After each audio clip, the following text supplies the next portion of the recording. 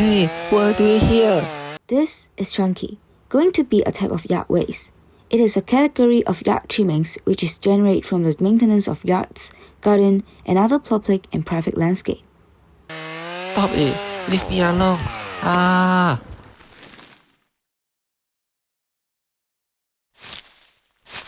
Oh my gosh, what's going on here?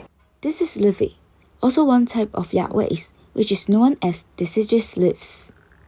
Whoa, so dizzy. Where am I going?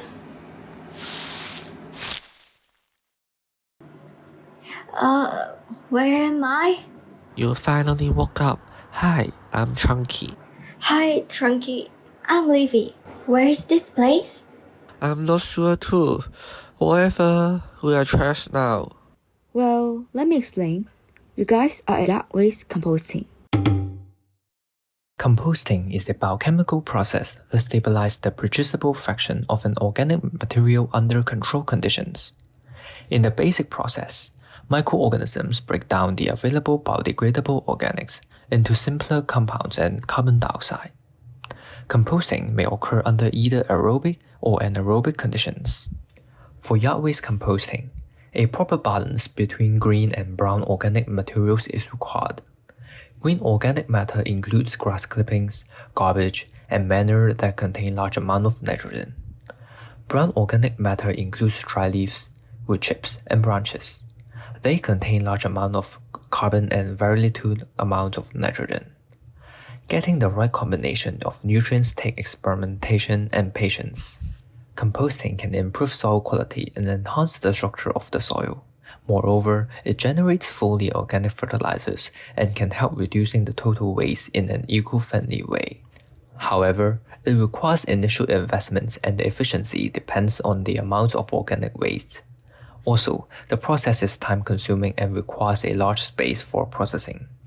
Moreover, it will produce unpleasant smell and with a relatively unpleasant physical appearance and may attract rats, snakes, and bugs. Furthermore, it requires monitoring in operational phase and there may be difficulties in the transportation of pre-composting materials. To conclude, composting is not suitable for Hong Kong. It requires a large amount of space for the composting process and composting will cause many hygiene problems and the nearby residents will not accept their living area having odor problems and pest infestation. Yuck! I don't want to be with the worms. Same here. Is there any other method that's quick and efficient? Yes, there is. And that is incineration. What? Burning us?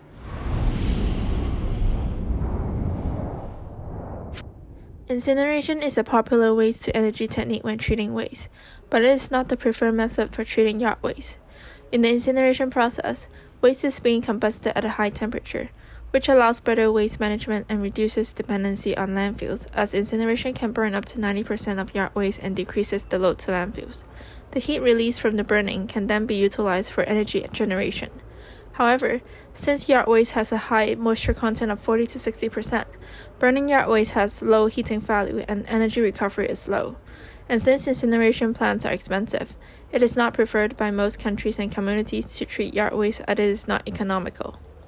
Another concern of incineration is that it produces emissions and hazardous waste, which has the potential of polluting the air, soil, and water.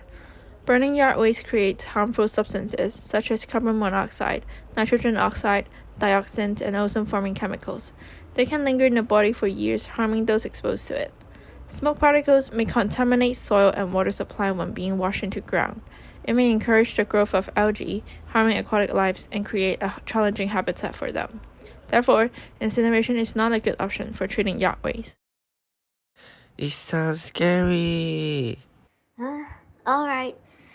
So what's the last one? I hope it's not something terrific again. No. I'm introducing to you the best way to deal with yard waste. Recycling.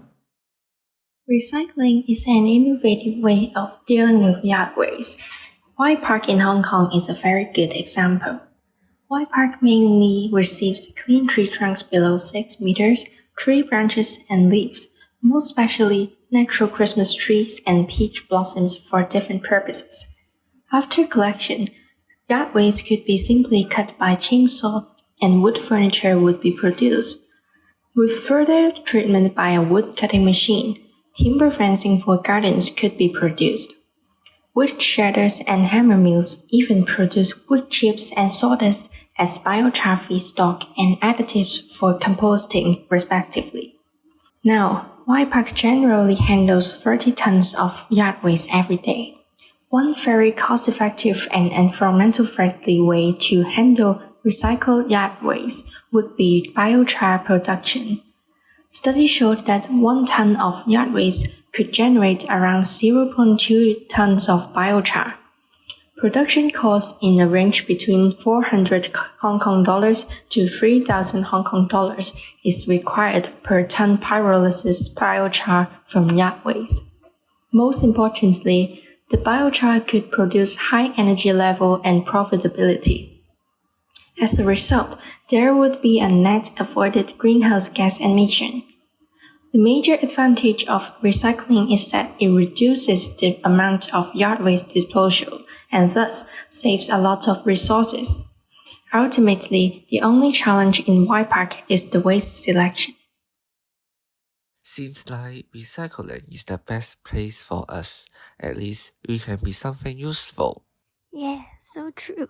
Even though incineration takes up less space and is time-saving, it can generate air pollutants and worsen the air quality and global warming issue. Composting even requires a larger space and causes hygiene problem. Agree. Here's our thoughts. What's yours?